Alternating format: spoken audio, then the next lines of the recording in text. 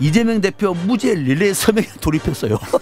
검찰이 폭주하고 있고 정말 편파적이구나, 공정하지 않구나. 어휴, 검찰이 너무하네. 이재명 대표님 힘내세요, 파이팅. 2심까지 가세요. 유죄네. 대법원까지 가세요. 누가 그럴까요? 시간 끌지 말고 김건희 여사 특검법에 여당도 적극적으로 협조해라.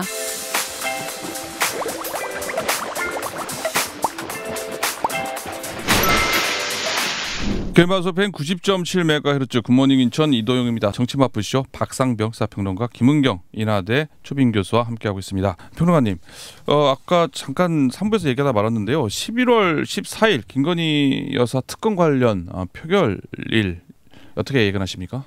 이번에는 이탈표 좀 많이 나올까요? 아니면 통과될까요? 통과 안 될 것 같아요. 이런 상황에서 통과 안 될 것이다? 통과 안 될 가능성이 많습니다. 왜 그러냐면은 지금 대통령실에서 김건희 여사와 관련돼 있어 내부 단속용 조치가 준비되고 있는 것으로 지금 알고 있어요.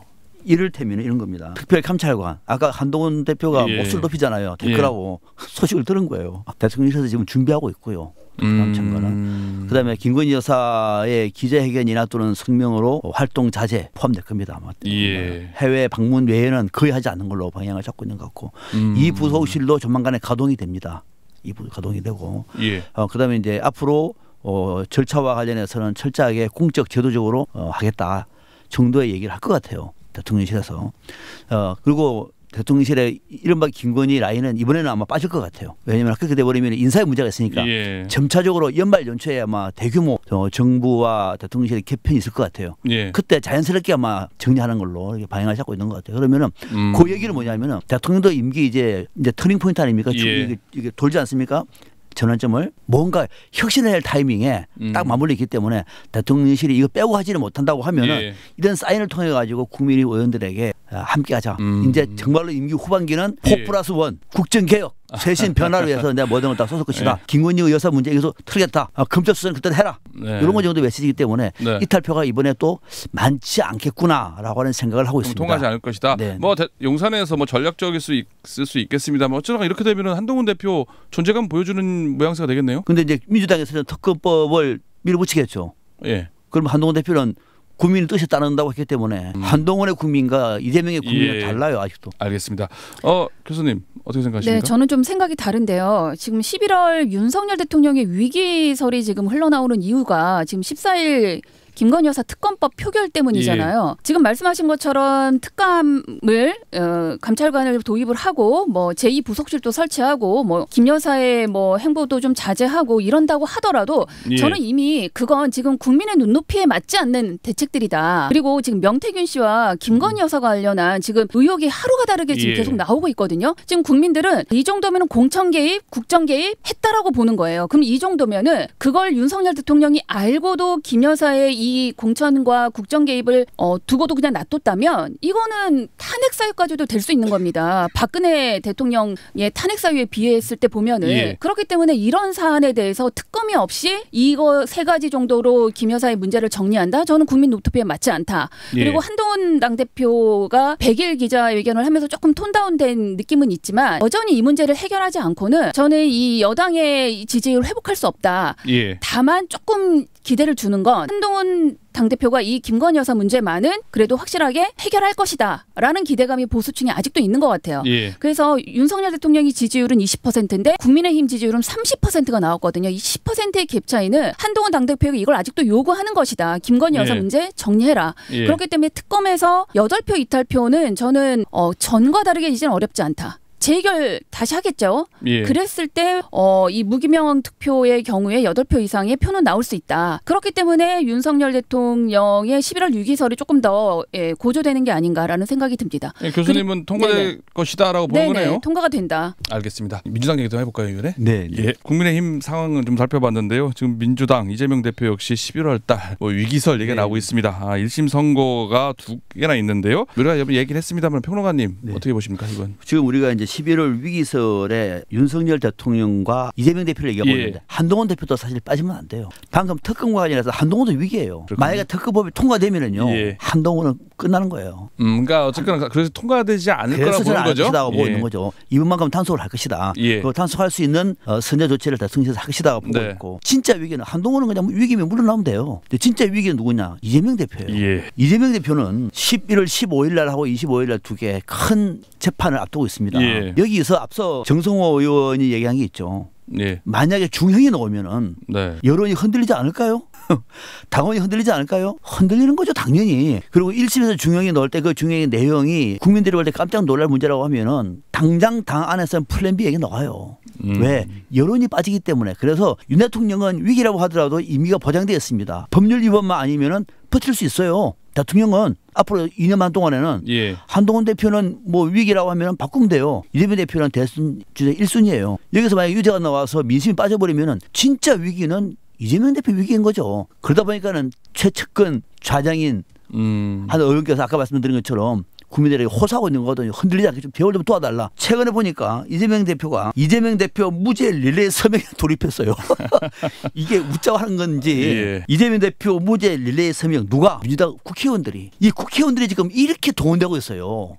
이게 전 세계 이런 나라 보셨습니까? 무죄 릴레이 서명 국회의원들이 이거는 부끄러운 것이 아니고요. 네. 법치를 스스로 망치고 있는 겁니다. 얼마나 급하면은 진정성이 돋보이면은 제발 좀 무죄 좀 해달라고 국민들한테 예. 포소하고 있는 거거든요. 이 정도로 지금 민주당 이재명 대표는 진짜 위기가 임박했다. 이제 예. 열흘 남았다. 지금 이제 11월 15일, 25일 이렇게 두 차례 선고가 지금 1심 선고가 기다리고 있는 건데 지금 정성호 의원이 얘기하는 최악의 경우는 이제 뭐 벌금 100만 원 이상의 이제 실형이 나와서 피선고권이 박탈되는 경우를 얘기하겠죠. 예. 근데 이건 그렇다 하더라도 최악의 결과가 나온다 하더라도 1심입니다. 그러니까 대법원의 최종 판결까지는 아직도 시간이 남아 있어요. 저는 1심으로 그 지지가 흔들리지는 않을 것이다. 오히려 더 그 민주당을 지지하는 또는 이제 이 진보를 지지하는 세력들이 훨씬 더 연대하거나 저는 더 이 지지가 강화될 수 있다. 왜냐하면 지금까지 검찰이 이재명 당대표와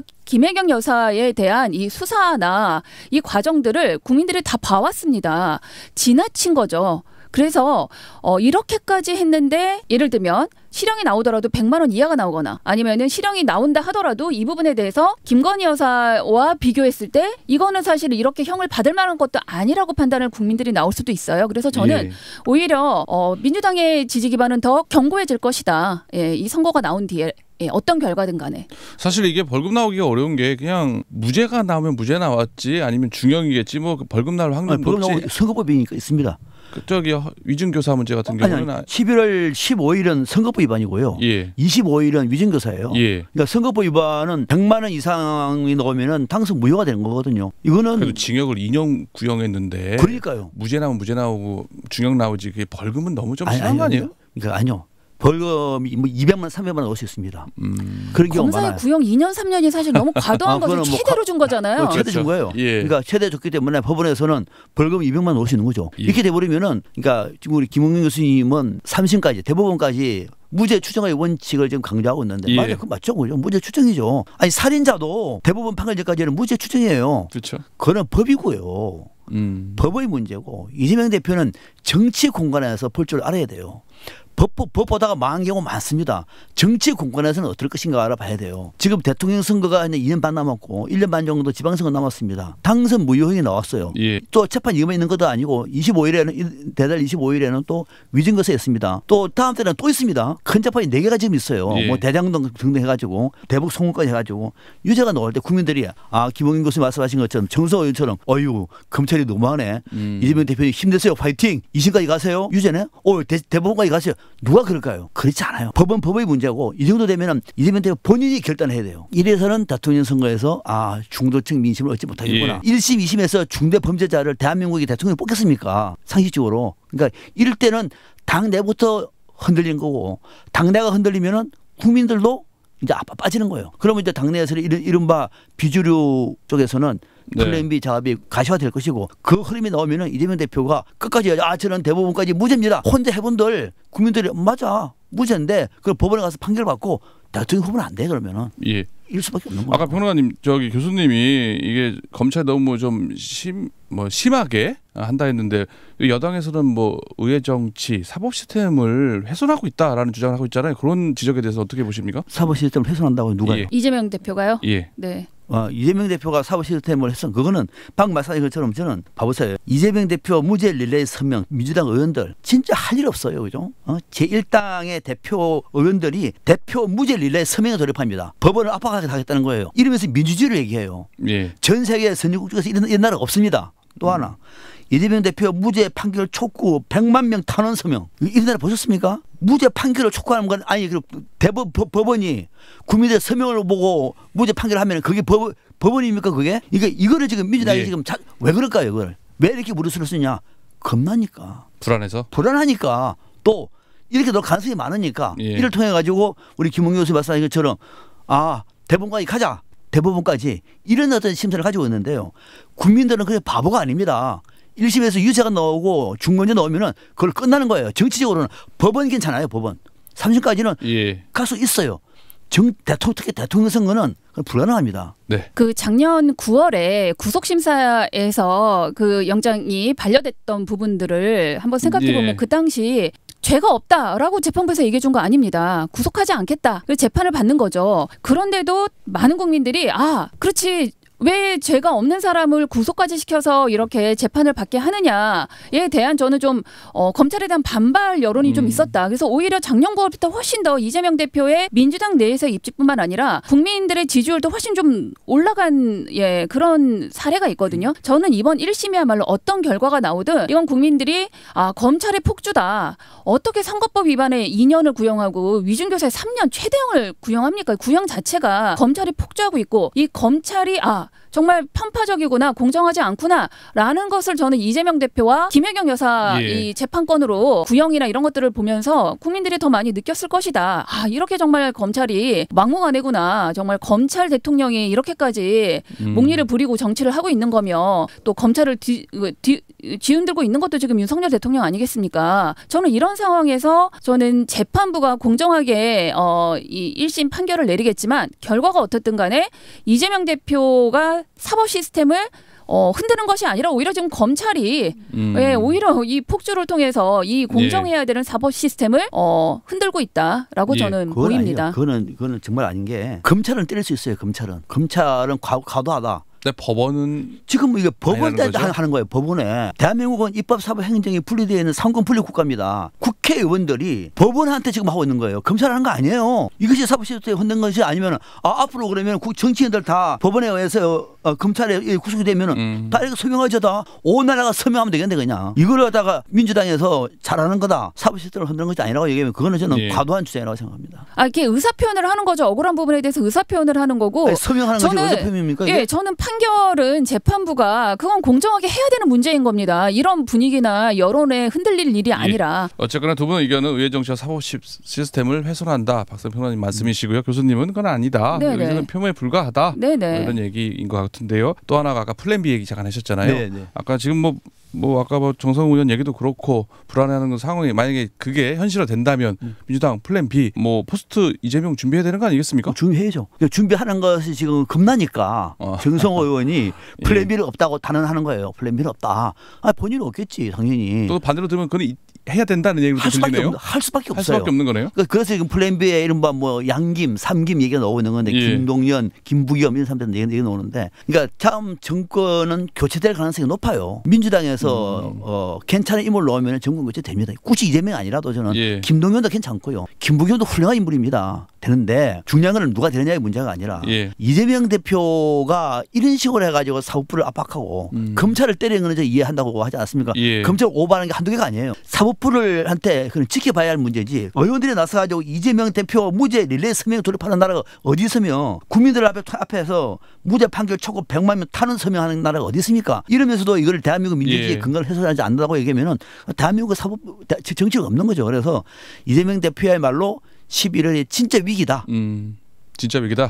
한 1분 정도 시간 남았는데요. 교수님 간단히 발언 듣고 마무리하겠습니다. 저는 이재명 대표에게 무죄가 선고될 상황에 대해서는 정말 그거야말로 윤석열 대통령과 여당의 위기 중에 위기가 될 것이다. 지금의 20% 계속 지지율을 유지하고 아니면 그 밑으로 떨어진다고 했을 땐 더 하겠죠. 저는 이렇게 상황을 더 끌지 말고 시간 끌지 말고 김건희 여사 특검법에 여당이 동의를 하고 대통령도 수용을 해서 이 문제를 빨리 털고 국정과 민생 살리기에 집중하시라. 거기에 여당도 적극적으로 협조해라. 라고 말씀드리고 싶습니다. 예, 알겠습니다. 오늘 이야기 윤석열 대통령 그리고 이재명 대표의 11월 위기설 과연 현실화되느냐에 대한 이야기 두 분과 이야기 나눠봤습니다. 지금까지 박상병 사평론가 김은경 인하대 초빙 교수였습니다. 두 분 고맙습니다. 네, 고맙습니다. 감사합니다. 예.